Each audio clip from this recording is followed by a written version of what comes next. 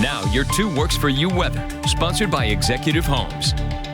Well, this storm is expected to provide some really heavy rainfall for portions along the coast, even further inland as well. We could see anywhere between 15 to 20 inches of rainfall between now and through Saturday.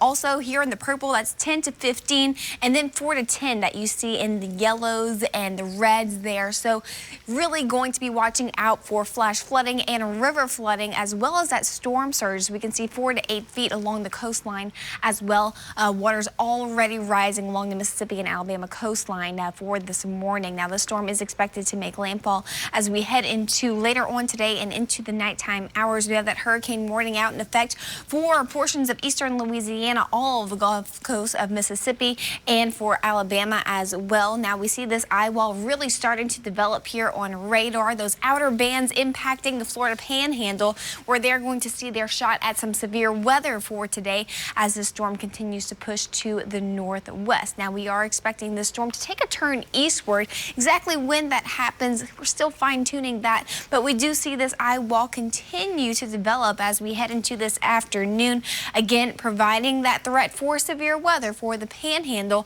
and for southern Alabama. Now we see this storm take that turn to the east as we head into our Wednesday and again into later this week for Thursday and Friday, as it's then going to be impacting Georgia and portions of the Carolinas, still providing that heavy rainfall at that time. So not just the coastline is going to be battling issues with this storm. This is going to be an issue for all of southeastern United States as we head throughout the end of this work week and into the weekend. So the latest update from National Hurricane Center, we're seeing 85-mile-per-hour sustained winds, putting this storm as a Category 1.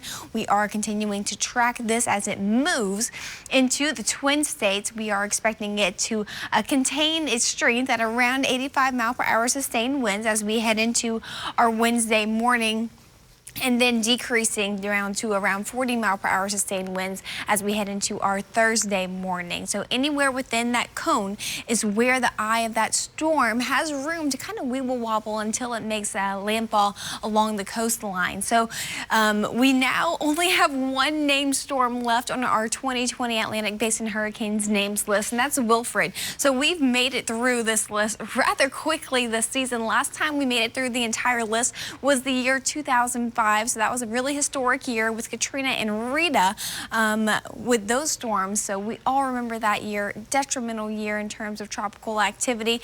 This year, we're likely going to go through the list as well.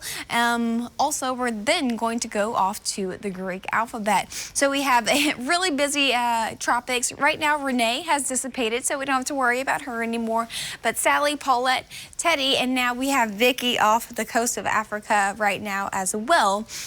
We're also watching another wave develop off the coast of Africa, so we'll be watching that, and that could be Wilfred very soon. We're taking a live look at our Renaissance Hotel cameras. It's all part of our Dave's Camera RV Weather Camera Network. Calm conditions for us out there this morning with those temperatures in those lower 60s in Bartlesville, 64 in Tulsa, a little bit warmer down to our south, McAllister, sitting at 72. Highs in those low 80s for this afternoon. Football practice forecast looking all good for tonight. That ragweed going to be rather high for us today. We stay rather dry. Quiet week in store. Slight chance of rain on our Wednesday and Thursday. Otherwise, weekend looking pretty nice. And taking a look at the week ahead, things are staying quiet. Temperatures back in the low 80s by Saturday and Sunday.